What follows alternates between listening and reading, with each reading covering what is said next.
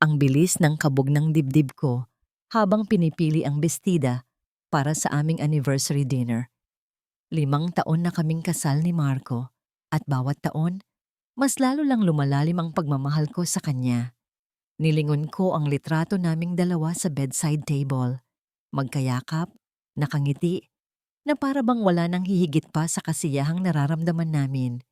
Hindi ko alam na sa likod ng perpektong ngiting iyon, nakatago ang isang bangungot na magpapabago ng buong buhay ko. Ito ang huling gabing magiging buo ang mundo ko. Kyla, saan ka pupunta? Tanong ni Ate Stella. Nakatayo sa pintuan ng kwarto ko. Hawak ang kanyang cellphone. Maganda siya, tulad ng dati. Pero may kakaiba sa mga mata niya. Tila may tinatago. Anniversary dinner namin ni Marco? Sagot ko. Pilit pinawi ang pagdududa. Bakit? May lakad ka ba, ate? Biglang bumaba ang tingin niya sa cellphone niya at mabilis siyang nag-type. Wala naman. May kaibigan lang na kailangan ng tulong. Sige, una na ako. Ingat kayo ni Marco. Ngumiti siya, pero hindi yun umabot sa kanyang mga mata. Tumalikod siya at mabilis na lumabas. Nag-iwan ng isang kakaibang pakiramdam sa akin. Si Ate Stella ang pinakamalapit sa akin sa lahat ng tao. Bakit tila siya nagmamadali at umiiwas? Tinawagan ko si Marco para magtanong kung nasaan na siya. Malapit na ako, love. Nagamap pa niya. Nagpagas lang, sabi niya. Pero parang may kaluskos sa background na hindi ko maintindihan. Nagmamadali ka ba? Hinihintay ka. Sagot ko, nakangiti. Sige, bilisan mo. Miss na kita. Pagkababa ko ng tawag, pakiramdam ko ay may mali. Ang kutob sa dibdib ko ay parang isang malamig na kamay na dahan-dahang gumagapang. Nagpasya akong sorpresahin si Marco. Siguro ay idadaan ko ang bestida sa opisina niya para sabay na kami umuwi at maghanda. Pero nang dumating ako sa parking lot ng building niya, nakita ko ang kotse niya. Nakaparada sa pinakasulok, sa isang madilim na bahagi na halos walang nakakapansin. Hindi ko maintindihan kung bakit niya doon ipinarada. Dahan-dahan akong lumapit. Ang ilaw sa loob ng kotse ay patay, pero may silaw mula sa labas ang nagbigay liwanag sa loob. At doon ko nakita. Hindi lang si Marco ang nasa loob. May kasama siya. Nalaglag ang hawak kong gift bag. Ang pulang bestida na pinili ko para sa aming espesyal na gabi ay bumagsak sa semento. Para akong binuhusan ng nagyayelong tubig. Nanginginig ang mga kamay ko nang lumapit ako. Sumilip ako sa bintana at ang nakita ko ay sapat na para durugin ang puso ko ng milyon-milyong piraso. Magkayakap sila. Hindi lang basta yakap. Niyayakap ni Marco ang babae na parang ang tagal na nilang hindi nagkita at ang babaeng nakayakap sa kanya. Si Ate Stella, ang aking kapatid na dugo. Ang babaeng pinagkatiwalaan ko ng buong buhay ko. Nakikipaghalikan kay Marco, ang asawa ko. Ang pinakamalamig na simoy ng hangin ay tila yelo na dumadaloy sa aking mga ugat. Pakiramdam ko, nawalan ako ng kakayahang huminga. Ang mga luha ay nagsimulang dumaloy sa aking mga mata. Maligamgam, kasabay ng pait ng pagtataksil na bumabalot sa buong pagkatao ko. Napasigaw ako. Isang sigaw na parang galing sa pinakamalalim na bahagi ng aking kaluluwa. Marco, Ate Stella. Agad silang naghiwalay. Ang mga mata ay nanlaki sa gulat at takot. Ang mga mukha nila ay maputla, na para bang nakakita sila ng multo. Lumabas si Marco sa kotse, tinatangka akong lapitan, ngunit umatras ako. Kyla, love, magpapaliwanag ako. Sabi niya, puno ng pangamba. Tumingin ako kay Ate Stella. Ang mga mata ko ay puno ng pagtataka at galit. Ate, paano mo nagawa sa akin to? Ikaw? Ang kapatid ko? Pinilit ni Ate Stella na maging kalmado, pero halata ang takot sa kanyang mukha. Kyla, hindi mo naiintindihan. Hindi ko naiintindihan? Napahagulhol ako. Ang hindi ko naiintindihan ay kung paano nagawa ng 2 taong pinakamamahal ko ang saktan ako ng ganito. Naramdaman ko ang paglamig ng buong katawan ko, kasabay ng pag-init ng aking mga mata. Hindi lang puso ko ang nadudurog, pati kaluluwa ko, ang tiwala, pagmamahal, at lahat ng pinaniwalaan ko ay naglahong parang bula. Naglakad ako palayo, habang ang mga tinig nila ay tila nagiging bulong sa aking pandinig. Hindi ko alam kung saan ako pupunta. Ang alam ko lang, hindi na ako makakabalik sa bahay na yon. Hindi na ako makatingin sa mga mata nila. Ang langit ay tila umiiyak din, at kasabay ng bawat patak ng ulan ay ang pagbagsak ng aking mga pangarap. Ito ang huling gabi ng Kyla na kilala ko. Ang dilim ng gabi ay tila bumabalot sa akin, mas malalim pa sa sakit na nararamdaman ko. Hindi ko alam kung gaano na ako katagal na naglalakad sa kalsada, habang ang ulan ay patuloy na bumubuhos. Bawat patak ay tila luha ng kalangitan na nakikisama sa aking pighati. Ang aking cellphone ay patuloy na tumutunog, mga tawag mula kay Marco at Ate Stella, pero hindi ko kayang sagutin.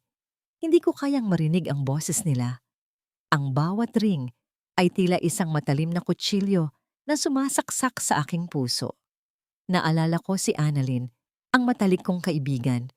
Siya lang ang tanging taong maiisip kong takbuhan sa oras na ito. Sa kabila ng panginginig ng aking mga kamay, pinilit kong i-dial ang numero niya. Isang ring pa lang. Sinagot na niya. Kyla, saan ka? Kanina pa ako nag-aalala. Hindi ka sumasagot sa tawag namin ni Marco. Rinig ko ang pag-aalala sa boses niya.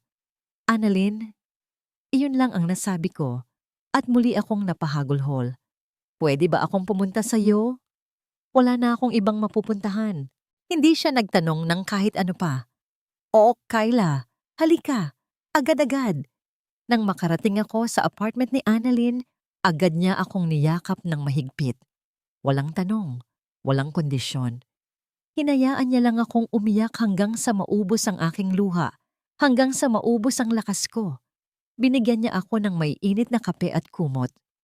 Sa bawat higop ng kape, unti-unti kong naramdaman ang kaunting init na bumabalot sa aking katawan, pero ang lamig sa puso ko ay nanatili. Ano bang nangyari, Kyla? Tanong ni Annalyn. Hinahaplos ang likod ko. Kinuwento ko sa kanya ang lahat, ang bawat detalye ng pagtataksil na nakita ko.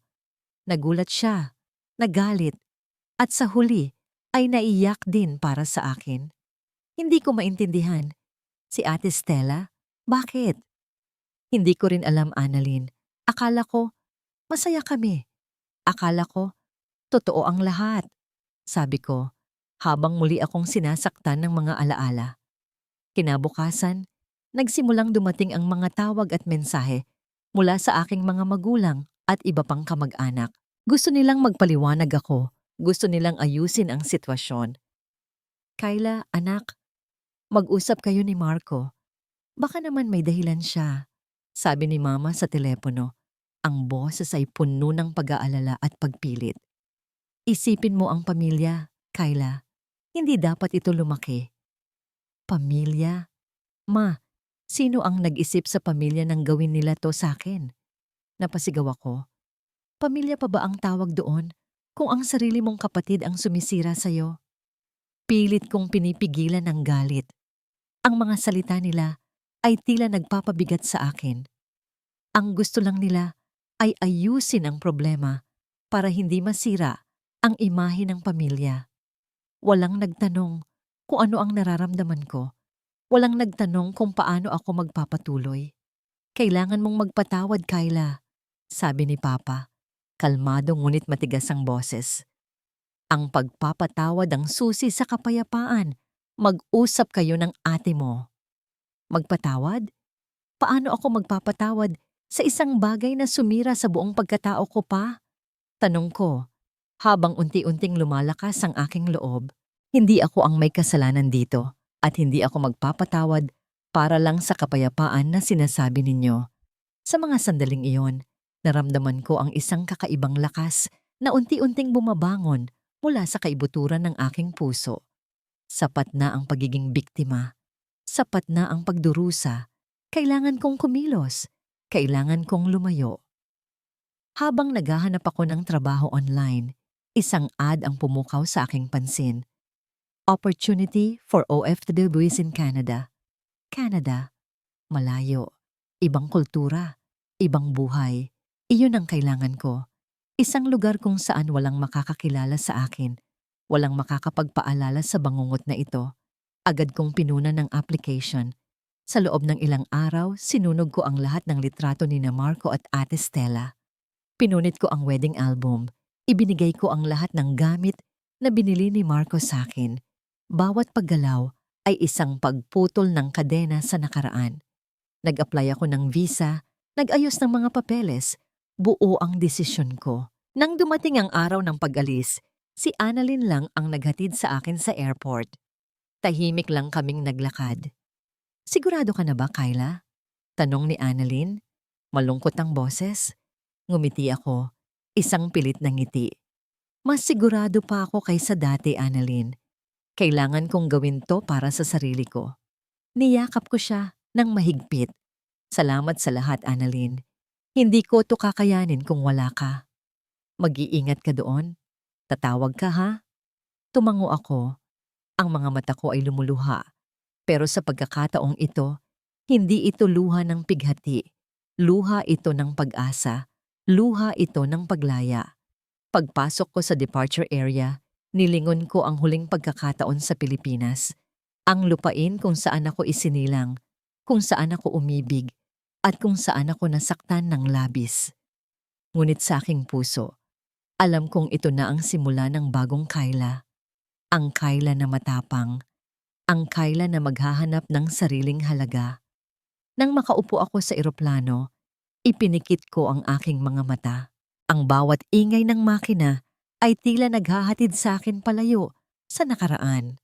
Nang maramdaman kong umangat na ang eroplano, napakapit ako sa aking upuan. Isang malalim na hininga ang pinakawalan ko. Tapos na. Tapos na ang lahat ng sakit. Subalit, nang bumalik ako sa pagtingin sa aking cellphone na naka-airplane mode, may isang notification ang bumulaga sa akin. Isang email mula sa agency na in-applyan ko. Congratulations, Miss Kyla Ramirez. Your application has been approved. Welcome to Canada. Kasunod nito ay isang pangalan ng coordinator na nakasulat sa ibaba. Isang pangalan na tila pamilyar, ngunit hindi ko maalala kung saan. Para akong may narinig na kakaiba sa pangalang iyon, isang bagay na tila konektado sa nakaraan na pilit kong tinatakasan. Ang paglapag ng eroplano sa lupa ng Canada ay tila isang bagong simula, isang matamis na pangako ng paglaya mula sa nakaraan. Ngunit sa likod ng excitement, may lungkot pa rin na kumakapit sa akin. Bawat malalim na hininga ko sa sariwang hangin ng Toronto ay nagdadala ng alaala ng mga kasinungalingan at pagtataksil na iniwan ko sa Pilipinas. Pagkababa ko ng eroplano, sinalubong ako ng isang representante mula sa agency. Miss Ramirez, welcome to Canada. Ako si Elena, ang inyong coordinator. Mabait si Elena at agad akong pinasimulang gabayan sa mga proseso.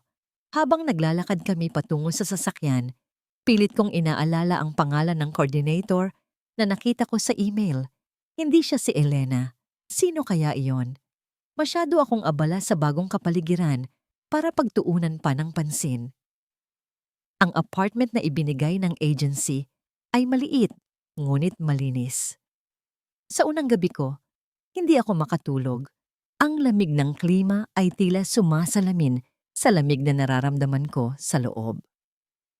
Nag-iisa ako, malayo sa lahat ng kilala ko, at sa unang pagkakataon, sa mahabang panahon, hinayaan kong lumabas ang lahat ng kirot.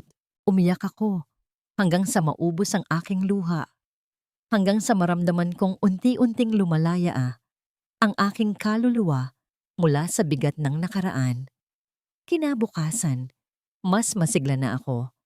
Kailangan kong maging matatag. Ito na ang bagong ako. Sinimulan ko ang aking trabaho bilang isang graphic designer sa isang maliit na kumpanya. Hindi madali. Ang wika, ang kultura, ang paraan ng pagtatrabaho. Lahat ay bago sa akin. Maraming beses akong nagkakamali, maraming beses akong nadismaya sa sarili ko. Ngunit sa bawat pagkakataon, pinipilit kong bumangon.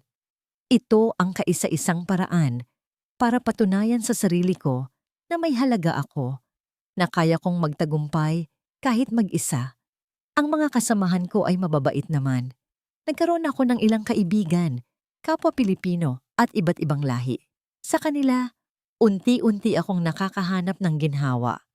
Nakikipagkwentuhan kami, nagtatawanan, at paminsan-minsan ay nagluluto ng pagkaing Pinoy para gunitain ang ating pinagmulan.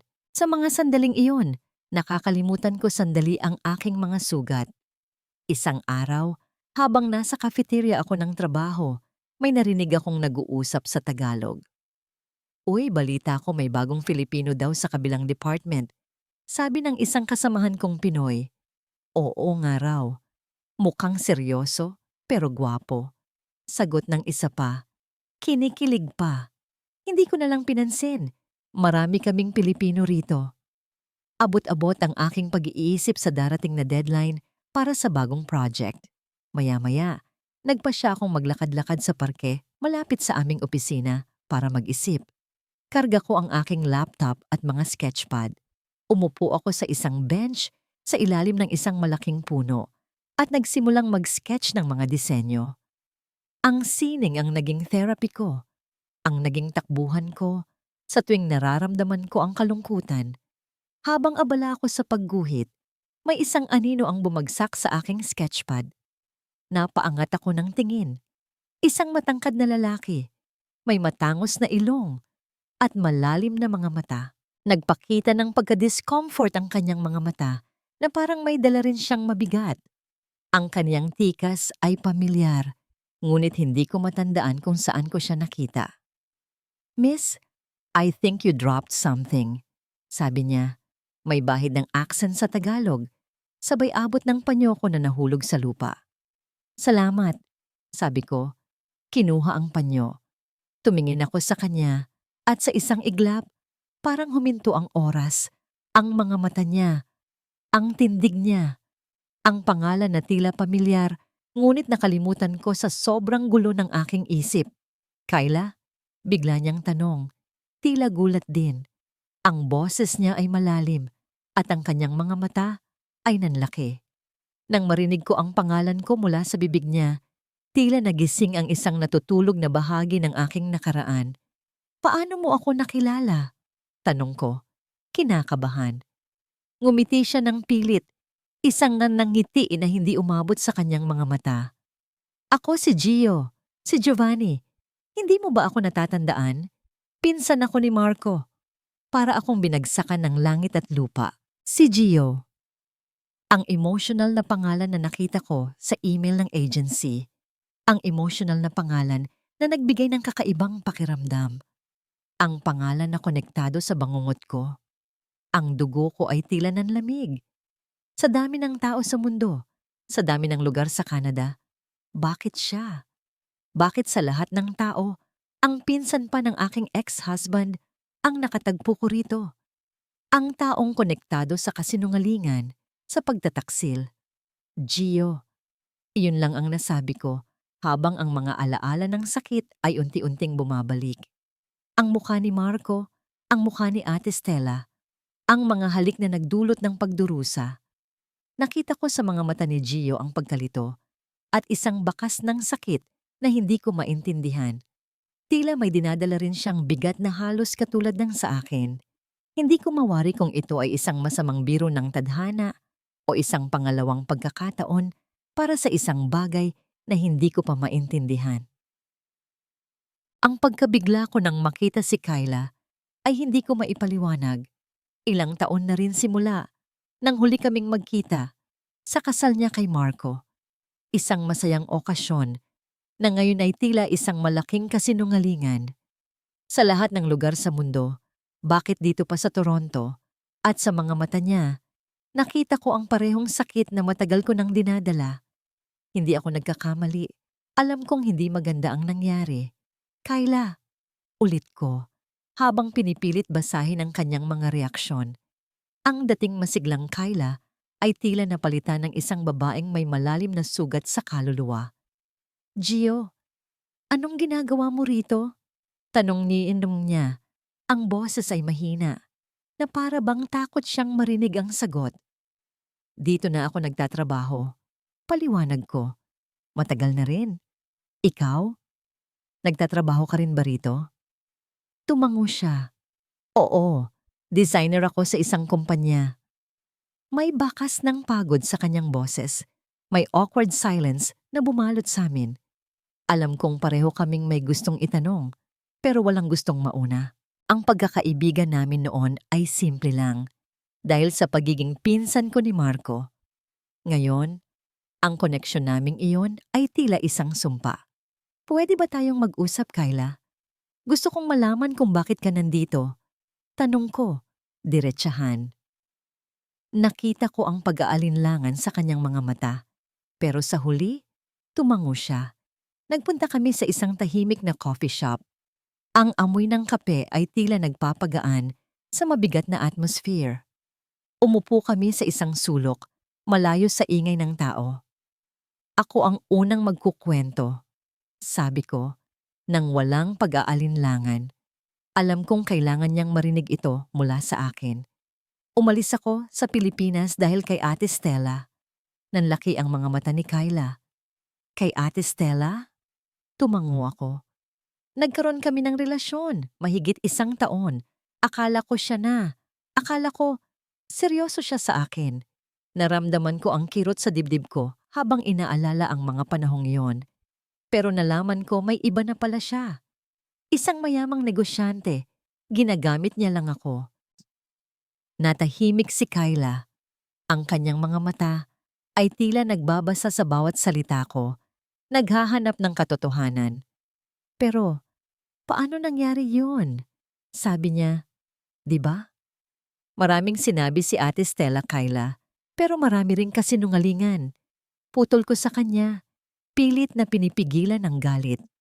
Nang nalaman ko ang lahat, pakiramdam ko, nawalan ako ng silbi. Minanipula niya ako, Kyla. Ginawa niya akong tanga. Ikinuwento ko sa kanya ang lahat. Kung paano ako nabulag sa pag-ibig kay Stella, kung paano ko pinaniwalaan ang bawat matamis na salita niya, at kung paano ko natuklasan ang kanyang pagtataksil sa pamamagitan ng isang kaibigan na nakakita sa kanila ng ibang lalaki sa isang private resort. Ang sakit ng pagtataksil ay sariwa pa rin, kahit ilang taon na ang lumipas. Kaya ka umalis dito? Tanong ni Kyla. Malambing ang boses. Oo, hindi ko na kaya ang kahihihiyan. Hindi ko na kayang manatili sa isang lugar na puno ng alaala ng kanyang pagtataksil. Tumingin ako sa kanya ng diretsahan. Ngayon, ikaw naman. Bakit ka nandito, Kyla? Huminga siya ng malalim at pagkatapos ay inilabas ang isang pait na ngiti. Nandito ako dahil kay Ate Stella at Marco. Nanigas ako sa kinauupuan ko. Hindi ko inasahan ang sagot na yon. Kahit na alam kong may something, hindi ko inakalang ganito. Ikinuwento niya ang lahat, mula sa masayang pagdiriwang ng kanilang anibersaryo, hanggang sa sandaling nakita niya si Marco at Stella na magkayakap at naghahalikan. Ang bawat salita niya ay tila nagpapatindi sa apoy ng galit na nararamdaman ko kay Stella. Sobra siyang mapanlinlang, Gio, sabi ni Kyla, habang ang mga luha ay muling nagsisimulang dumaloy sa kanyang mga mata. Akala ko, siya ang pinakamamahal kong kapatid, ang tagapagtanggol ko. Niyakap ko siya. Isang simpleng yakap, ngunit sa pagkakataong yon, naramdaman kong pareho kami ng pinagdaraanan. Pareho kaming biktima ng isang babaeng mapanlinlang at makasarili. Hindi ko na siya nakikilala, sabi ko, sa gitna ng yakap. Ibang-iba siya sa babaeng nakilala ko noon. Iyon din ang naisip ko, bulong ni Kyla. Ang lahat ng pinaniwalaan ko ay kasinungalingan. Sa bawat kwento niya, unti-unti akong nakakaramdam ng matinding pag-unawa. Ang kanyang sakit ay aking sakit. Ang kanyang galit ay aking galit. Hindi lang kami basta magpinsan, Kami ay mga biktima na ngayon ay naghahanap ng pagpapagaling. Nang maghiwalay kami, magaan ang pakiramdam ko. Sa wakas, mayroon na akong kasama sa aking paghahanap ng hustisya o kahit man lang sa pagpapagaling. Sa mga sumunod na araw, madalas kaming nagkikita ni Kyla. Nagkukwentuhan, nagpapalitan ng mga karanasan sa trabaho, at unti-unti, nagbubukas kami ng aming mga puso sa isa't isa. Ang dating awkwardness ay napalitan ng isang kakaibang ginhawa. Isang hapon, habang nagiinuman kami ng kape, ipinakita ko kay Kyla ang ilang lumang litrato sa aking cellphone. Ito, Kyla. Ito yung panahon na kami pa ni Stella. Tingnan mo. May nakita si Kyla sa isang litrato. Isang detalye na hindi ko napansin noon. Sa background, sa likod ni Stella ay may isang bahagi ng isang billboard. At sa billboard na yon, may isang mukha ng isang matandang lalaki na kilalang kilala sa business world. Ang bilyonaryong si Mr. Ramirez. Gio, sandali, sabi ni Kyla. Ang kanyang boses ay tila may gustong malaman. Pinanood ko siya habang nagzo-zoom sa litrato. Tingin ko, nakita ko na ang lalaking iyan sa mga lumang magazine. Si Mr. Eduardo Ramirez, ang may-ari ng Golden Empire Group of Companies. Oo, siya nga, sagot ko, nagtataka. Anong meron? Hindi lang iyan, sabi ni Kyla. Lalo pang nag-zoom. Sa gilid ng billboard, tila may silaw ng isang pamilyar na kotse. Isang kotse na matagal nang ginagamit ng pamilya ni Stella. Gio, tingnan mo ang kotse sa gilid. Hindi ba't yan ang kotse ni na Ate Stella? Ang lumang modelong Lexus na ipinagmamalaki niya dati? Lalo akong nagulat.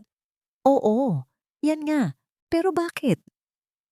Nag-isip si Kyla, ang kanyang noo ay nakakunot. Naalala ko, minsan ay palagi siyang nawawala noon. Nag-aalala ako na baka may problema siya. Sabi niya, may project lang daw siya, pero parang may iba. Napakunot ang noo ko. Ang bilyonaryong si Mr. Ramirez. Ang lumang Lexus ni Stella. Isang senaryo ang unti-unting nabubuo sa aking isip. Kyla, tingin ko, may mas malalim pa tayong kailangang malaman tungkol kay Ate Stella. Sabi ko, habang unti-unting lumalalim ang hinala ko. Hindi lang basta pagtataksi lang ginawa niya sa atin.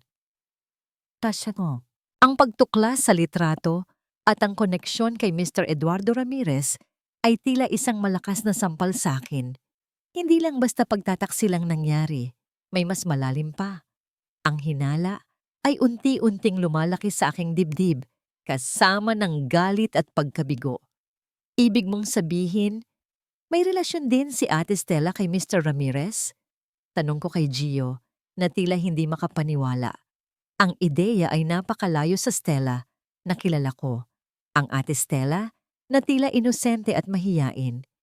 Ngunit ang mga pangyayari ay tila nagtuturo sa isang mas madilim na katotohanan.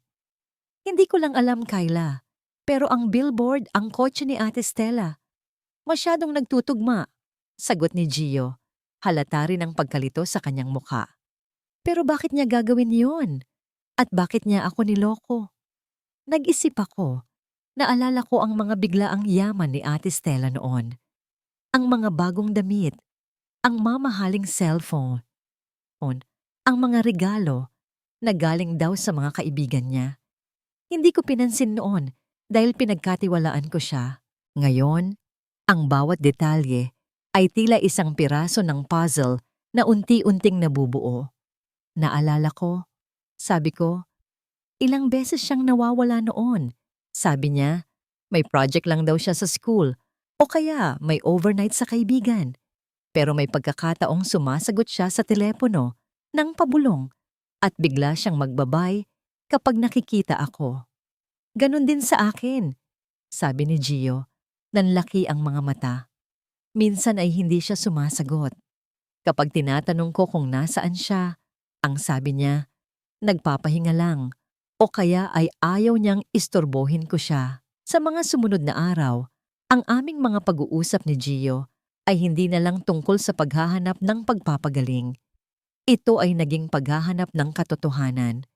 Sa bawat araw na lumilipas, mas lalo kaming nagiging malapit sa isa't isa. Ang aming mga nakabahaging sakit ay naging tulay na nag-uugnay sa amin.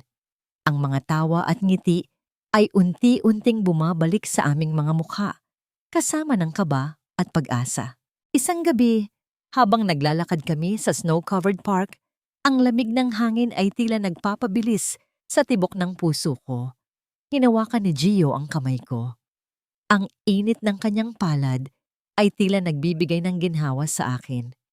Kyla, sabi niya, ang kanyang mga mata ay nakatitig sa akin. Alam kong pareho tayong nasaktan, pero sa bawat araw na kasama kita, pakiramdam ko, unti-unti akong gumagaling. Ngumiti ako. Ganoon din ako, Gio. Ikaw ang naging liwanag ko sa panahong pakiramdam ko, nasa dilim ako. Sa mga sandaling yon, ang aming mga kamay ay hindi na lang magkasama. Ang aming mga puso ay tila nagsasama rin. Ang mga sugat ay hindi pa tuluyang naghihilom. Ngunit sa piling ng isa't isa, naramdaman namin ang pag-asa. Kailangan nating malaman ang buong katotohanan. Kyla, sabi ni Gio, seryoso ang kanyang boses. Hindi lang para sa atin, kundi para na rin sa hustisya. Hindi pwedeng manatili ang kanilang kasinungalingan. Nagsimula kaming magsaliksik. Sa tulong ng internet, sinubukan naming hanapin ang anumang koneksyon ni na Ate Stella at Mr. Ramirez. Nahanap namin ang mga lumang artikulo ng mga socialite events kung saan madalas nakasama ni Mr. Ramirez ang kanyang mga protege. At sa isa sa mga litratong iyon, isang batang babae, nakahawig ni Ate Stella ang nakita namin. Ngunit mas bata siya at may ngiti na tila may lihim na tinatago. Si Ate Stella to, Gio. Sabi ko, gulat na gulat. Pero ang bata pa niya rito. Hindi pa tayo kasal ni Marco noon. Ibig sabihin, mas matagal na pala siyang may connection sa kanya. Sabi ni Gio, nanlumo. Ibig sabihin, mas malalim pa ang plano niya. Hindi lang iyon. Nahanap din namin ang isang lumang post sa isang gossip forum tungkol sa mystery girl na madalas makasama ni Mr. Ramirez sa mga private parties. Walang pangalan, pero ang description ay tila nagtuturo kay Ate Stella. Kailangan nating bumalik sa Pilipinas, sabi ko. Biglang nagkaroon ng tapang. Kailangan nating malaman ang buong katotohanan. Kailangan nating harapin sila. Huminga si Gio ng malalim. Alam kong delikado, Kyla. Pero handa akong sumama sa'yo. Hindi ka mag-iisa. Ang mga salita niya ay nagbigay sa akin ng matinding lakas. Hindi ako mag-iisa. Magkasama kami. Nagsimula kaming mag-ayos ng aming mga papeles. Kumuha kami ng leave mula sa trabaho, gumawa ng mga palusot sa aming mga kaibigan. Ang lahat ay tila mabilis na nangyayari. Ang pagbalik sa Pilipinas ay tila isang pagtalon sa apoy. Ngunit alam kong kailangan naming gawin iyon. Nang papalapit na ang araw ng aming flight, isang text message ang natanggap ko mula sa isang hindi kilalang numero. Huwag na kayong maghanap ng gulo. Manatili na lang kayo kung nasaan kayo. Kung ayaw ninyong may mangyaring masama sa inyo. Kinabahan ako. Sino ang nakakaalam ng aming plano? Sino ang nagbabanta sa amin? Ito ba ay galing kina Ate Stella at Marco? O sa iba pa? Ang aming paglalakbay ay tila nagiging mas delikado kaysa sa inakala namin. Ang text message na natanggap ni Kyla ay nagpabalik sa amin sa realidad. Hindi ito laro. May nagbabantay sa aming bawat galaw. Ang pagbabalik sa Pilipinas ay hindi na lang basta paghahanap ng katotohanan. Ito ay naging isang pagsubok sa aming katatagan. Ngunit sa halip na matakot, mas lalo lang kaming nagkaroon ng determinasyon. Kung may tinatago sila, mas lalo naming kailangang ilaba. Sino sa tingin mo ang nagpadala nito? Tanong ni Kyla. Hawak ang cellphone na nanginginig. Hindi ko alam. Pwedeng si Stella? Pwedeng si Marco o pwedeng yung taong kasama ni Stella sa litrato? Sagot ko. Pilit pinakalma ang aking sarili. Pero isang bagay ang sigurado, Kyla. Hindi tayo pwedeng umurong. Ngayon pa lang, Ipinapakita na nila kung gaano kalaki ang tinatago nila. Pagdating namin sa Pilipinas, sinalubong kami ng mainit na hangin na tila kabaligtaran ng lamig sa Canada. Ang familiar na amoy ng kape at usok ng sasakyan ay tila nagpabalik sa akin sa mga alaala ng nakaraan, masaya at malungkot. Nag-rent kami ng isang maliit na apartment sa isang lugar na malayo sa dating tirahan ni na Kyla para hindi kami agad mapansin. Sa mga unang araw, nagpanggap kaming mga turista. Naglakad-lakad sa mga mall, kumain sa mga restaurant, at pilit na inaalam ang kasalukuyang buhay ni Stella at Marco. Ang balita tungkol sa kanila ay tila hindi na kasing ingay noon. Nagpakasal na raw sila at nabubuhay sa isang marangyang pamumuhay. Ngunit ang bawat balita ay tila may bahid ng pagdududa. Isang hapon, habang nag-iimbestiga kami sa mga lumang social circles ni Stella, nakita namin ang isang post sa social media. Isang picture ni Stella at Marco magkasama sa isang event. Nakangiti sila, pero ang mga mata ni Stella ay tila may bahid ng pagod. At si Marco, mukhang mas payat kaysa dati. Ang ganda niya pa rin, bulong ni Kyla. Ngunit may pait sa kanyang boses. Pero may kakaiba. Hindi siya kasing sigla tulad ng dati. Baka naman nagpapanggap lang, sabi ko. Ganyan din siya sa akin noon. Ang galing niyang magtago. May isang lumang kaibigan si Stella, si Sarah, na nakipagkita kay Kyla. Nag-usap sila sa isang coffee shop. Nagkwento si Sarah na nagbago raw si Stella simula ng pakasalan niya, si Markinda. Mas naging tahimik, mas naging madalas mawala, at mas naging maikli ang pasensya. Minsan, nakita ko siyang umiiyak sa banyo, sabi ni Sarah, pabulong. Sabi niya, pagod na raw siya, pero hindi ko alam kung bakit. Pagod saan? Tanong ni Kyla, na tila naghahanap ng sagot. Hindi ko alam. Hindi siya nagkwento. Pero napansin ko, parang takot na takot siya kay Marco. At minsan, may nakita akong pasa sa braso niya. Sabi niya, nadulas lang daw siya. Sabi ni Sarah, nag-aalala. Kinabahan ako nang marinig ang kwento ni Kyla. Posible kayang may iba pa palang problema sina Stella at Marco? Hindi lang ito tungkol sa amin. Habang pauwi kami, may isang sasakyan ang biglang bumuntot sa amin. Isang itim na SUV, tinted ang mga bintana. Mabilis ang takbo at tila sinasadya nitong sundan kami. Naramdaman ko ang kaba sa aking dibdib. Kyla, tingin ko, sinusundan tayo. Sabi ko, pilit pinapakalma ang boses ko. Napatingin si Kyla sa likod at nakita rin niya ang itim na SUV. Sino kaya sila? Pinabilis ko ang takbo. Pilit na iniiwasan ng SUV. Lumiko ako sa mga masikip na kalye. At sa huli, nawala namin sila. Ngunit ang takot ay nanatili. May nagbabantay sa amin at mas delikado ang sitwasyon kaysa sa inakala namin. Isang gabi, habang nagpapahinga kami, may narinig akong kaluskos sa labas ng aming apartment. Agad akong bumangon at sumilip sa bintana. Walang tao. Pero may nakita akong isang maliit na bagay na nakasabit sa aming doorknob. Isang litrato. Ang litrato ni Kyla, kasama si Marco sa kanilang kasal. Ngunit may itim na X na nakasulat sa mukha ni Kyla. At sa likod ng litrato, may nakasulat na isang babala. Umalis na kayo. Ito ang huling babala. Napasandal ako sa pader, nanginginig. Hindi lang ito basta banta. Ito ay isang paalala ng aming nakaraan, isang paalala ng sakit. At ito ay nagpapakita kung gaano kalalim ang kanilang pagtatago. Gio, ano yan? Tanong ni Kyla. Nakikita ang takot sa aking mukha. Pinakita ko sa kanya ang litrato. Nanlaki ang kanyang mga mata at bumagsak siya sa upuan. Ang dating sugat ay muling nagdugo. Ngunit sa gitna ng takot, may isang bagay na nagtulak sa akin. Ang galit. Galit kay Stella, galit kay Marco, galit sa kanilang kasinungalingan.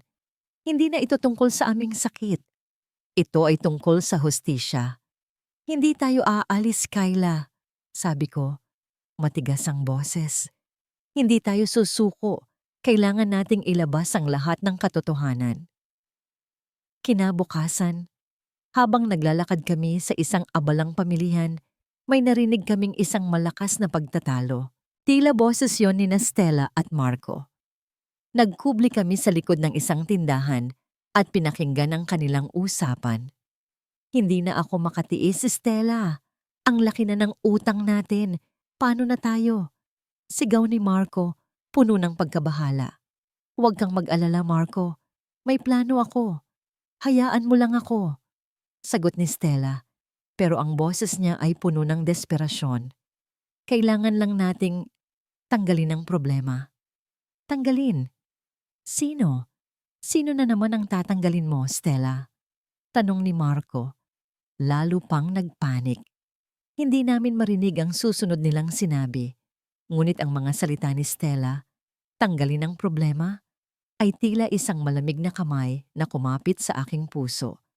Ito ay nagpapakita kung gaano sila kadesperado at kung gaano sila kadelikado. Alam kong hindi na lang ito pagbabanta.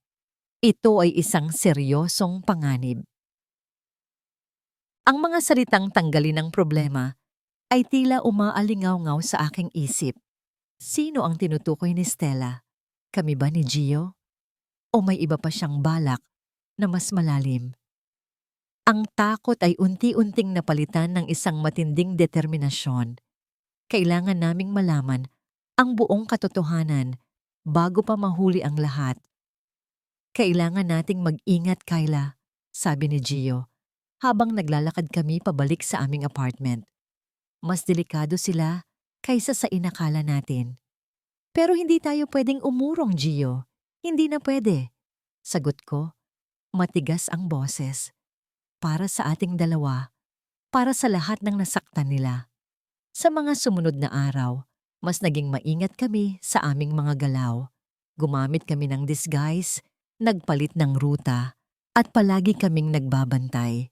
Sa kabila ng panganib, nagtagumpay kami sa paghahanap ng karagdagang ebidensya. Nakahanap kami ng mga lumang bank statements ni Stella na nagpapakita ng malalaking halaga ng pera na pumapasok sa kanyang account. Hindi tugma sa kanyang sahod noon. May mga record din ng mga transaction sa mga real estate properties na nakapangalan sa isang shell company.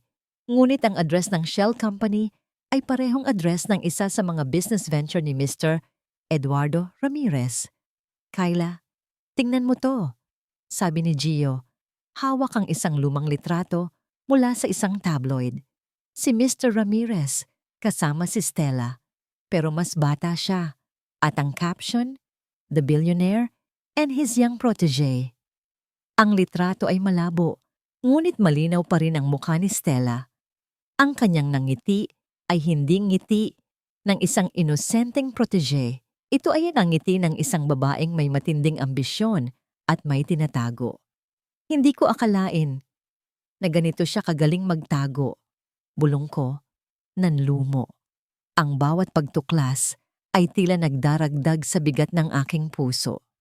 Ang aking kapatid, ang taong minahal ko ng buong puso, ay isang ganap na estranghero. Nagpasya kaming harapin si Stella. Alam naming delikado, ngunit ito ang tanging paraan para malaman ang buong katotohanan mula sa kanya. Nag-set kami ng isang casual meeting sa isang restaurant na sinigurado naming may maraming tao. Nang dumating si Stella, nakangiti siya. Tila walang nangyari. Nakasuot siya ng mamahaling damit at may dala siyang branded na bag. Ang kanyang dating simple at mahiyain na aura ay napalitan ng isang sophisticated at mayabang na presensya. Kyla, Gio, long time no see. Sabi niya, yakap-yakap kami na para bang wala kaming pinagdaraanan. Ang kanyang yakap ay tila walang pakiramdam, puno ng kaplastikan.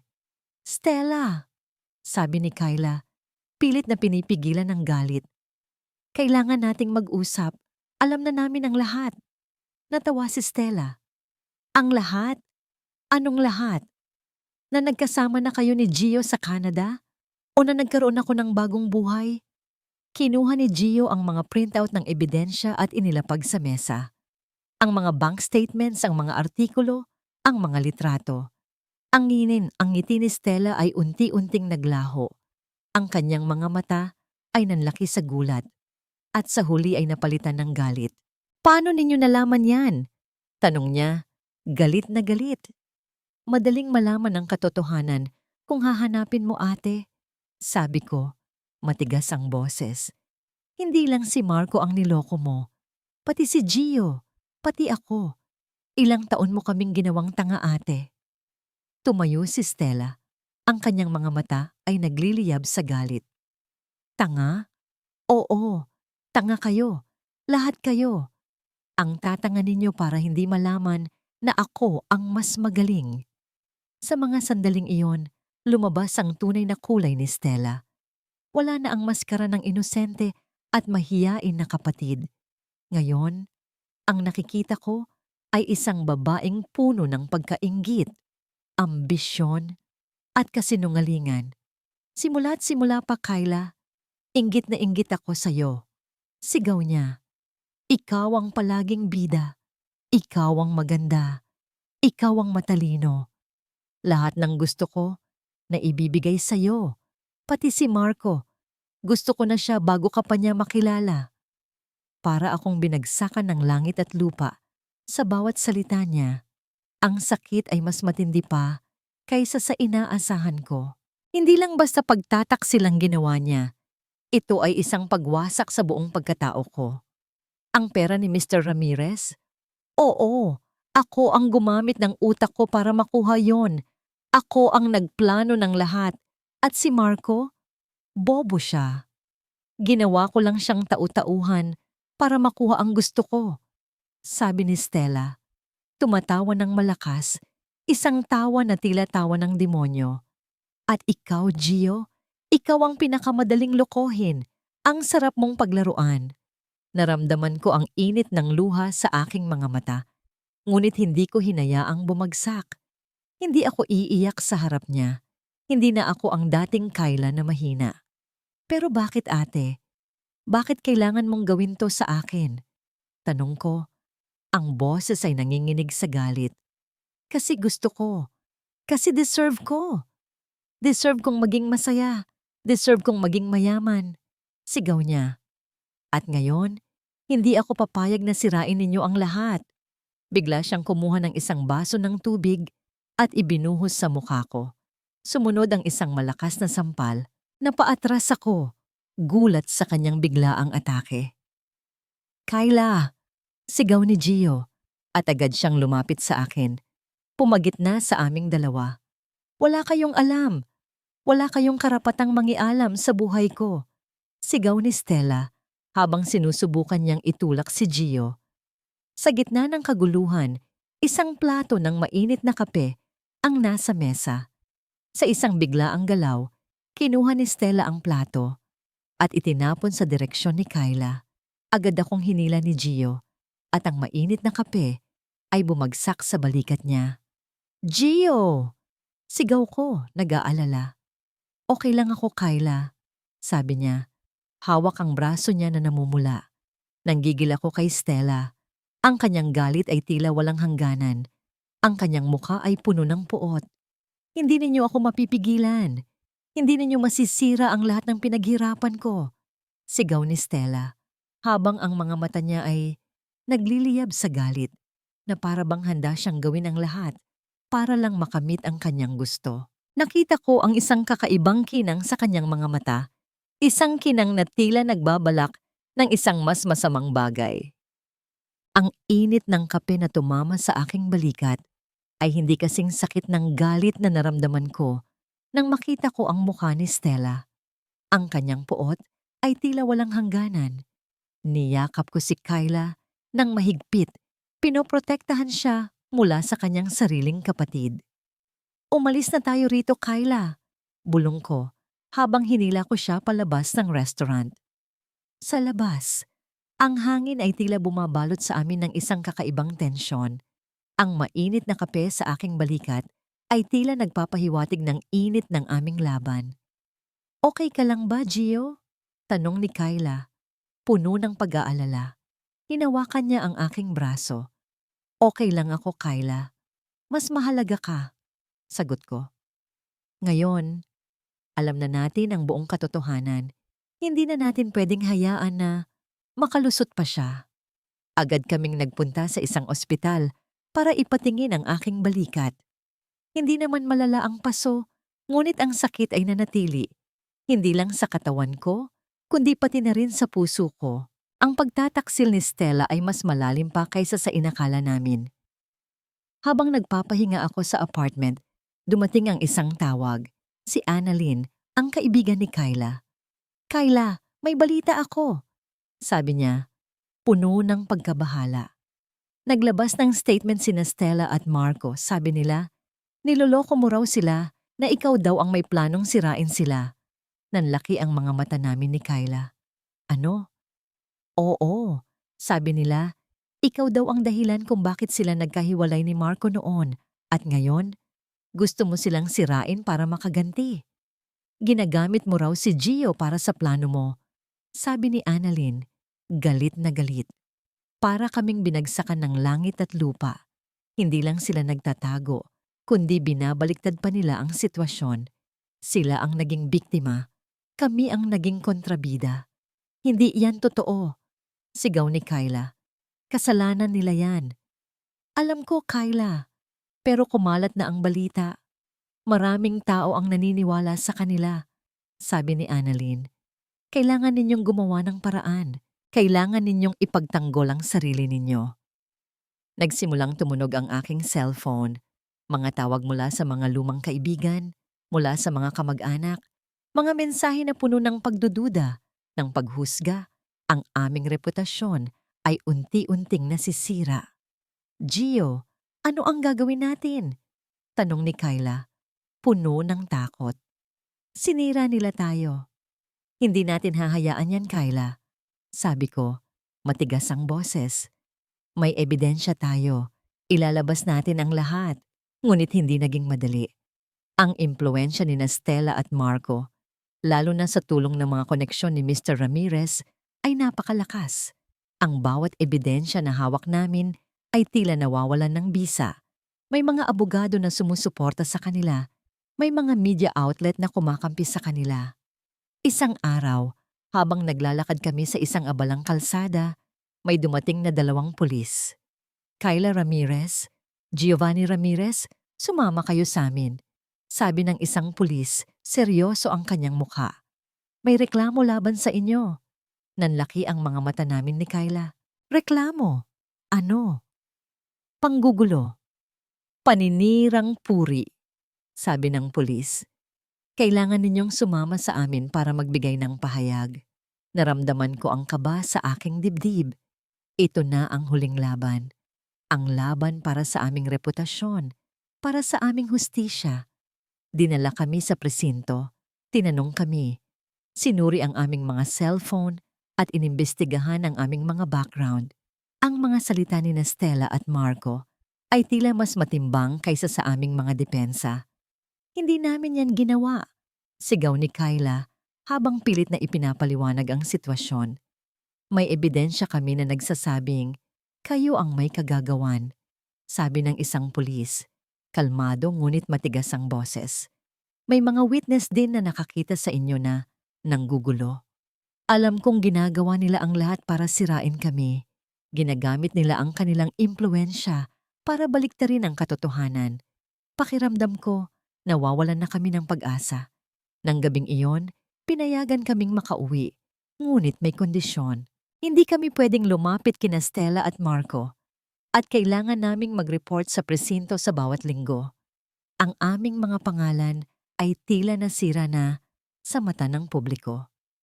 Habang naglalakad kami pabalik sa aming apartment, ang dilim ng gabi ay tila bumabalot sa amin ng isang malalim na kalungkutan. Walang nagawa ang aming mga ebidensya. Walang nagawa ang aming mga paliwanag. Sila ang nanalo. Gio, bulong ni Kyla, puno ng kawalan ng pag-asa. Sa tingin ko, talo na tayo. Hindi na natin sila kayang labanan. Niyakap ko siya ng mahigpit. Hindi, Kyla. Hindi pa tayo talo. Hindi tayo susuko. Gagawin natin ang lahat para sa hustisya. Ngunit sa kaibuturan ng aking puso, alam kong malalim ang aming kinakaharap. Ang aming mga pangalan ay nasira na. Ang aming mga pangarap ay tila naglalaho. Ito ang pinakamadilim na bahagi ng aming laban. Ito ang sandali ng all is lost. Ang pakiramdam ng kawalan ng pag-asa ay tila isang mabigat na kumot na bumabalot sa amin ni Gio. Ang aming mga pangalan ay nasira. Ang aming mga pangarap ay tila naglaho. Ngunit sa gitna ng kadiliman, may isang maliit na kislap ng pag-asa ang unti-unting sumisikat. Hindi kami pwedeng sumuko. Hindi kami pwedeng hayaan na manalo ang kasinungalingan. Kyla, kailangan nating humanap ng tulong, sabi ni Gio. Matigas ang boses. Mayroon tayong ebidensya. Kailangan lang nating humanap ng taong maniniwala sa atin.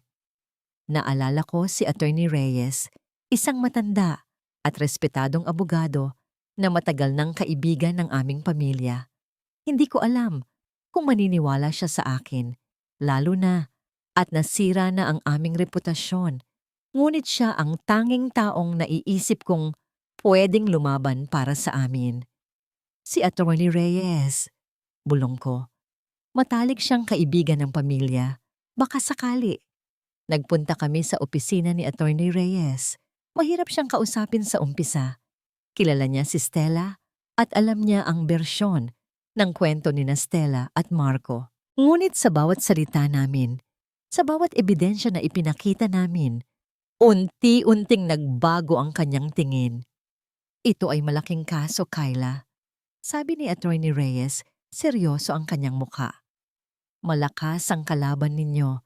Maraming koneksyon sina Stella at Marco, lalo na si Mr. Ramirez. Pero may ebidensya kami, Attorney Reyes, sabi ni Gio, puno ng pag-asa. May mga bank statements, may mga litrato, may mga testimonya.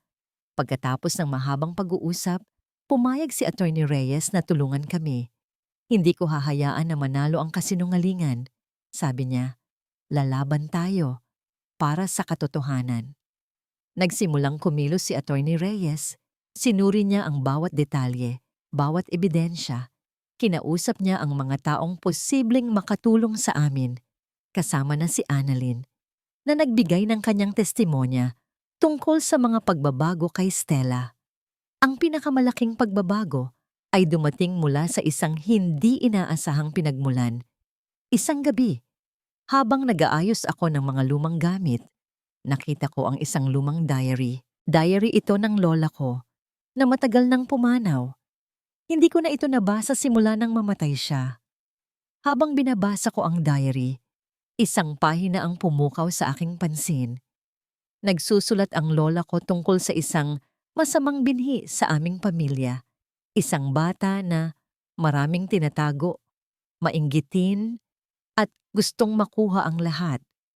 Hindi niya binanggit ang pangalan, ngunit ang description ay tila nagtuturo kay Stella. May nakasulat din tungkol sa isang malaking utang na binayaran ng pamilya para sa isang pagkakamali ng isang bata na muntik nang makasira sa kanilang reputasyon. Gio at Attorney Reyes, tingnan ninyo to, sabi ko. Hawak ang diary. Binasa ni Attorney Reyes ang pahina. Ang kanyang mga mata ay nanlaki. Ito ang hinahanap natin, Kyla. Ang motibo, ang ugat ng lahat. Ang malaking utang na binayaran ng pamilya ay posibleng ang kaso ni Mr. Ramirez o ang kaso ni Marco na may utang sa sugal. Ang lola ko ay tila may alam tungkol sa nakaraan ni Stella at sinubukan niyang ipahiwatig ito sa kanyang diary. Sa tulong ng diary ng lola ko at sa mga ebidensya na hawak namin, nagkaroon kami ng isang malakas na kaso. Naghain si Attorney Reyes ng kaso laban kina Stella at Marco, kasama na ang kasong paninirang puri laban sa amin. Ang balita ay kumalat ng mabilis.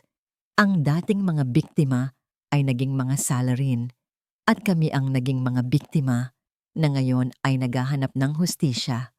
Ang media ay nagpakita ng interes sa aming kwento. Ang mga tao ay nag-alinlangan sa mga kwento ni Stella at Marco. Dumating ang araw ng paglilitis. Ang korte ay puno ng tao. May mga media, may mga sibil na tao. Kinakabahan ako, ngunit sa piling ni Gio, naramdaman ko ang lakas. Iniharap ni Attorney Reyes ang lahat ng ebidensya, ang mga bank statements, ang mga litrato, ang mga testimonya, at ang diary ng lola ko. Ang bawat pahina ay tila nagpapatunay sa kasinungalingan ni Stella at Marco. Stella Ramirez, Marco Santos, sabi ni Attorney Reyes matigas ang boses.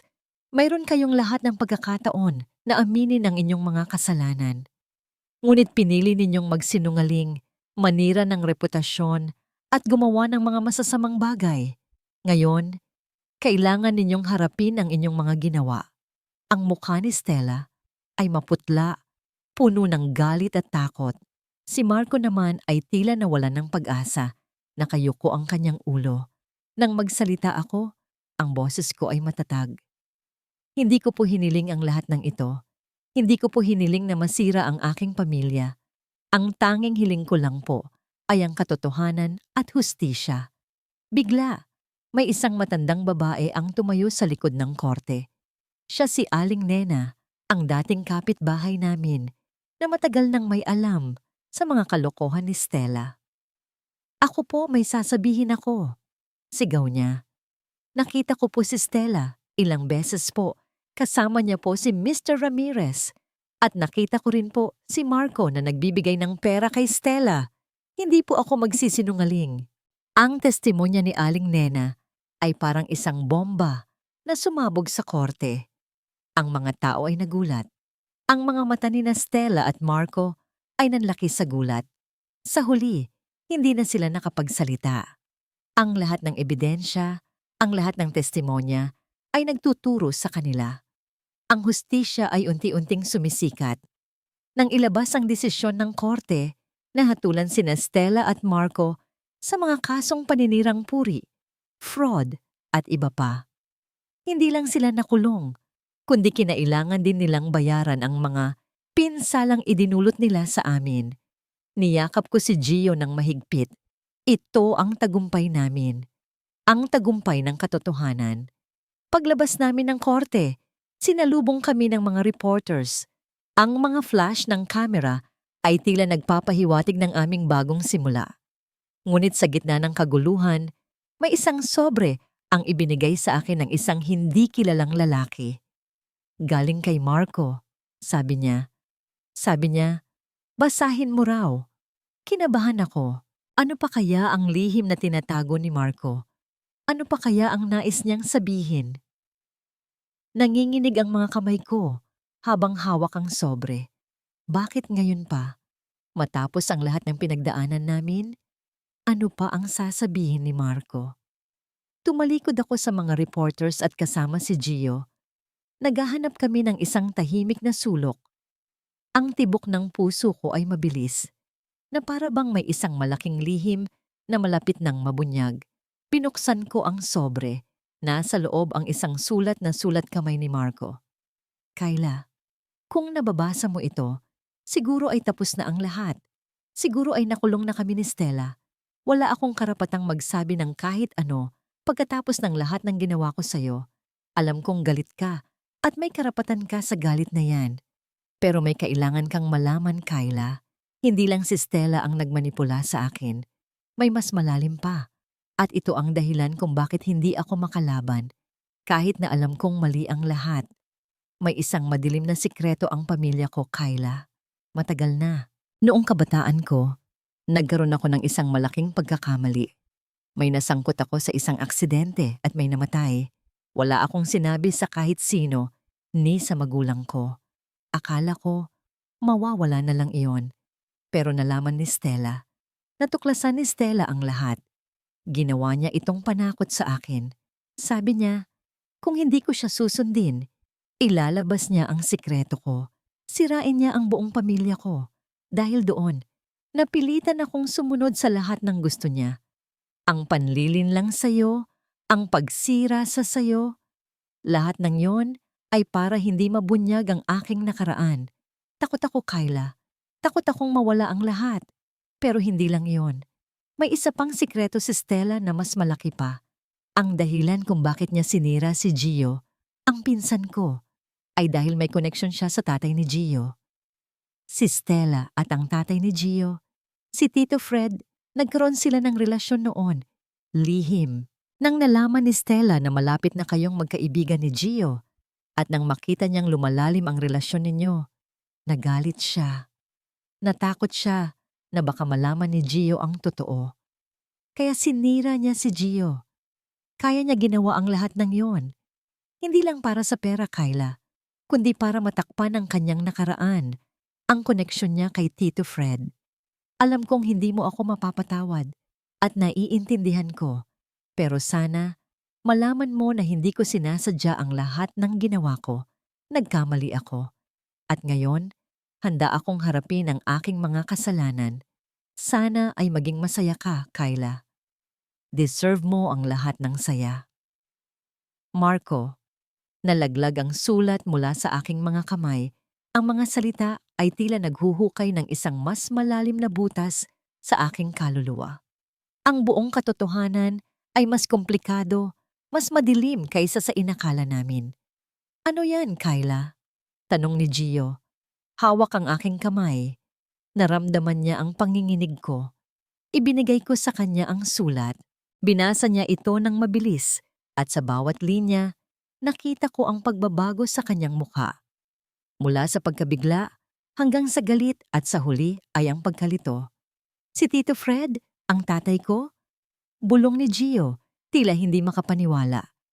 Imposible, hindi ko yan matatanggap. Gio, sa tingin ko, totoo ang sinasabi ni Marco.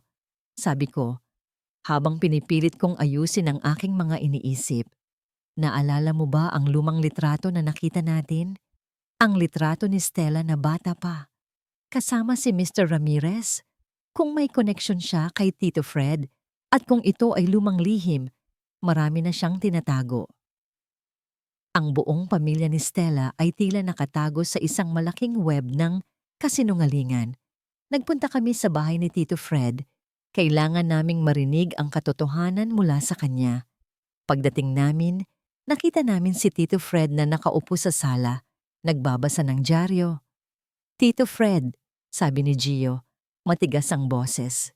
May kailangan po kaming itanong sa inyo.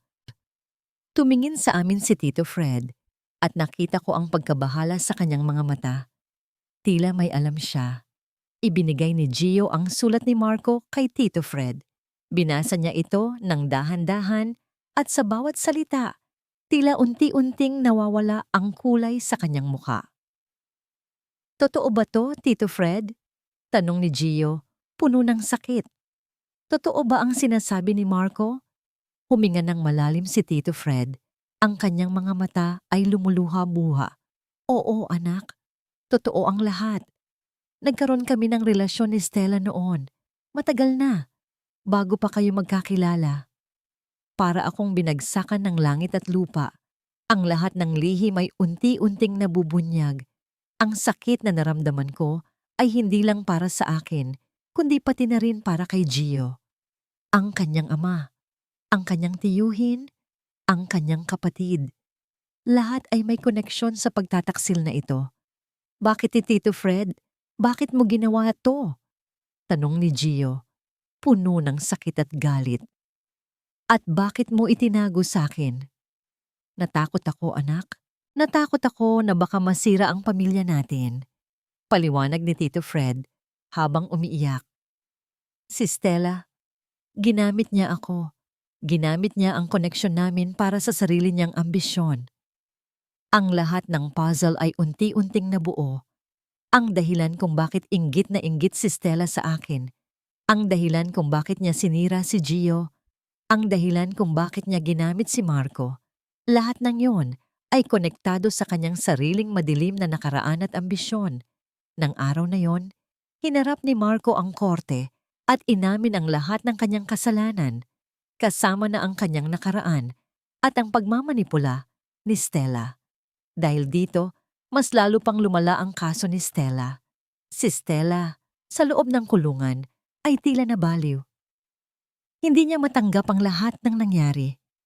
Ang kanyang dating matigas na personalidad ay naglaho, napalitan ng isang babaeng puno ng takot at pagkabaliw. Habang nag-aayos kami ng mga papeles, may nakita akong isang lumang litrato sa mga gamit ni Gio. Litrato ni Stella kasama si Tito Fred na magkayakap ng higit pa sa magtiyuhin. Ang kanilang mga ngiti ay puno ng lihim. Ito ang patunay. Ito ang katotohanan na matagal nang ikinubli. Ang pagkakabunyag ng lihim ni Stella at Tito Fred ay parang isang malakas na suntok sa akin. Ang aking ama, ang taong pinagkakatiwalaan ko, ay naging bahagi ng kasinungalingan na sumira sa buhay namin ni Kyla. Ang galit at sakit ay tila sabay na sumalakay sa akin. Mas matindi pa kaysa sa naramdaman ko noon. Gio, okay ka lang ba? Tanong ni Kyla. Hawak ang aking kamay. Nakita ko ang pag-aalala sa kanyang mga mata. Hindi ako makasagot. Ang litrato ni Stella at Tito Fred ay tila naglalaro sa aking isip. Ang aking ama, ang babaeng minahal ko, ang lahat ng pagtataksil ay tila nagiging isang malaking bangungot. Niyakap ako ni Kyla ng mahigpit. Alam kong masakit, Gio, pero nandito ako. Hindi ka mag-iisa. Ang yakap niya ang tanging bagay na nagbigay sa akin ng kaunting ginhawa. Ang kanyang presensya ay tila isang liwanag sa gitna ng aking kadiliman. Kinailangan kong harapin si Tito Fred. Ang pag-uusap namin ay puno ng sakit at hinanakit. Bakit pa? Bakit mo itinago sa akin to? Bakit mo hinayaan na mangyari ang lahat ng ito? Umiyak si Tito Fred. Patawarin mo ako, anak. Natakot ako. Natakot ako na baka masira ang pamilya natin. Natakot ako na baka layuan mo ako. Ang mga salita niya ay tila sumasaksak sa aking puso. Ngunit sa gitna ng sakit, nakita ko ang kanyang pagsisisi. Ang kanyang mga luha ay totoo. Hindi ko po kayang intindihin ngayon pa, sabi ko, puno ng sakit. Pero sana, balang araw, mapatawad ko po kayo. Hindi lang ang aking pamilya ang kinailangan kong harapin. Ang buong pamilya ni Kyla at Stella ay kinailangan ding harapin ang katotohanan. Ang kanilang mga magulang na matagal nang pilit itinatago ang mga problema sa ilalim ng perpektong pamilya na imahe ay kinailangan ding tanggapin ang lahat. May pagtatangka sina Stella at Marco na makipag-ugnayan sa amin mula sa kulungan, nagpapahayag ng pagsisisi. Ngunit ang kanilang pagsisisi ay tila huli na. Ang sakit na idinulot nila ay napakalalim. Kyla, kaya mo bang patawarin si Stella? Tanong ko sa kanya isang gabi. Habang nakaupo kami sa labas ng aming apartment, pinapanood ang mga bituin. Huminga siya ng malalim. Hindi ko alam, Gio. Masakit pa rin. Pero alam ko, para sa sarili ko, kailangan kong gawin yon. Hindi para sa kanya, kundi para sa akin. Para makalaya ako sa galit. Ang kanyang mga salita ay nagbigay sa akin ng inspirasyon. Kung kaya niyang magpatawad, kaya ko rin. Sa mga sumunod na linggo, unti-unti kaming nagpatuloy sa aming buhay. Ang aming mga trabaho ay maayos. Ang aming mga kaibigan ay sumuporta sa amin. At ang aming pagmamahalan ay lalong lumalim. Kami ang naging sandigan ng isa't isa, ang liwanag sa bawat kadiliman. Minsan, nakita ko si Kyla na nakatingin sa isang lumang litrato. Litrato niya kasama si Stella noong mga bata pa sila. Nakangiti sila, masaya. May bahid ng kalungkutan sa kanyang mga mata, ngunit meron ding kapayapaan. Naalala ko pa, noong bata pa kami, Gio. Sabi niya, masaya kami, walang inggit, walang kasinungalingan. Pero nagbago na ang lahat, Kyla. Sabi ko, hawak ang kanyang kamay. At ngayon, mas matapang ka na. Mas malakas ka na. Tumango siya. Oo, at sa tulong mo. Sa paglipas ng panahon, ang aming mga sugat ay unti-unting naghihilom. Ang sakit ay nanatili, ngunit natuto kaming mamuhay kasama nito. Ang aming pagmamahalan ay naging mas matatag, mas totoo. Natuto kami sa aming mga pagkakamali at natuto kaming magtiwala muli. Isang hapon, habang naglalakad kami sa isang bukirin, hinawakan ko ang kamay ni Kyla.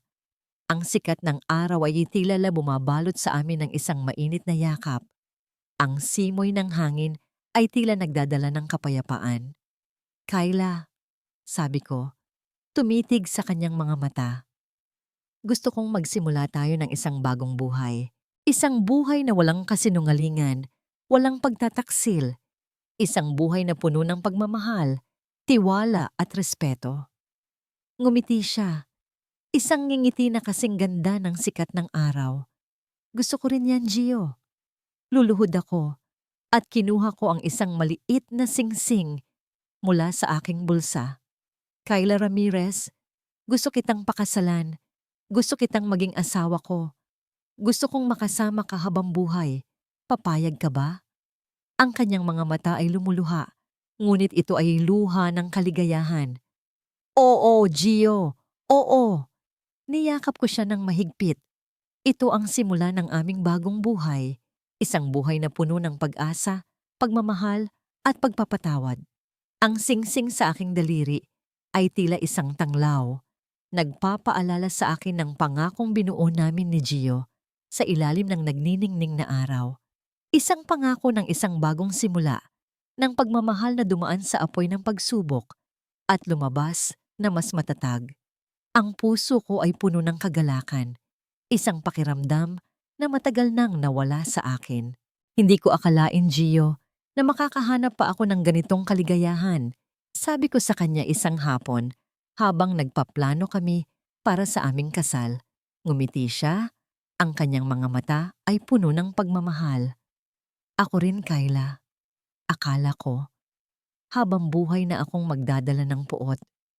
Pero ikaw ang nagturo sa akin na magpatawad. Ikaw ang nagbigay sa akin ng pag-asa. Hindi naging madali ang lahat.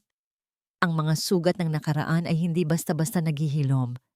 May mga sandali na bumabalik ang sakit, ang mga alaala ng pagtataksil. Ngunit sa bawat pagkakataon, nandyan si Gio, handang makinig, handang umalalay, at nandyan din ako para sa kanya. Kami ang naging sandigan ng isa't isa, ang paalala na ang pagmamahal ay kayang pagalingin ng lahat.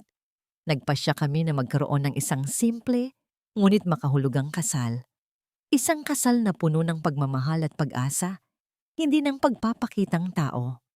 Ang mga taong nagmamahal sa amin ng totoo ang aming inanyayahan. Si Annalyn ay naging maid of honor ko, habang ang ilang kaibigan ni Gio ay naging best man niya. Si Tito Fred ay dumalo rin, tahimik at nagsisisi. Ang araw ng kasal ay perpekto. Ang sikat ng araw ay tila bumabalot sa amin ng isang mainit na yakap. Sa harap ng altar, hawak ko ang kamay ni Gio. Ang kanyang mga mata ay puno ng pagmamahal at sa kanyang mga mata, nakita ko ang aking sarili, isang Kyla na matapang, malakas, at handa ng magmahal muli.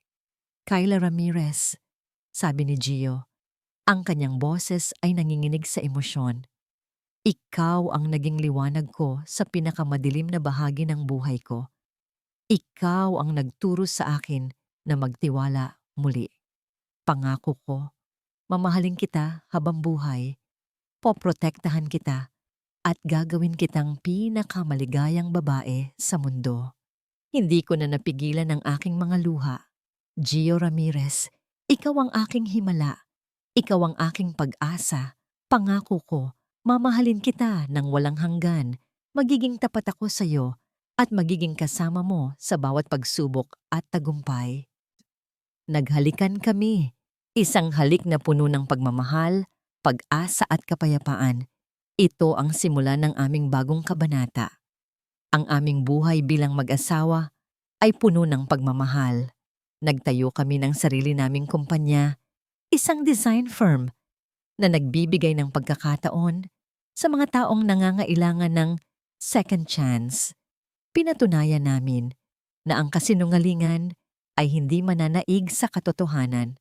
Makalipas ang 2 taon, isang bagong miyembro ang dumating sa aming pamilya. Ang aming anak na babae, si Hope. Si Hope ang naging simbolo ng aming pag-asa, ng aming pagmamahal. Ang kanyang mga mata ay puno ng inosensya at sa kanyang mga mata, nakita ko ang kinabukasan na puno ng pag-asa. Isang umaga, habang pinapanood namin ang pagsikat ng araw mula sa aming balkonahe, karga ko si Hope. Ang mga sinag ng araw ay tila bumabalot sa aming pamilya ng isang mainit na yakap. Ang ganda ng umaga, Gio, sabi ko, nakasandal sa kanya. Mas maganda ang umaga dahil kasama ko kayo. Sagot niya, hinalikan ang aking noo. Sa mga sandaling iyon, naramdaman ko ang kapayapaan sa aking puso. Ang lahat ng sakit, lahat ng pagsubok, lahat ng pagtataksil ay tila naglaho. Ang tanging nanatili ay ang pagmamahal. Ang buhay ay puno ng pagsubok, puno ng sakit. Ngunit sa bawat pagsubok, may pagkakataong bumangon, humanap ng pag-asa at magmahal muli. Ang pagpapatawad ay hindi para sa mga taong nanakit sa'yo, kundi para sa sarili mo, para makalaya ka sa galit, para makapagpatuloy ka sa buhay. At sa huli, ang pagmamahal ang mananaig. Ang pagmamahal ang magdadala sa'yo sa isang bagong umaga, isang umaga na puno ng pag-asa at kaligayahan.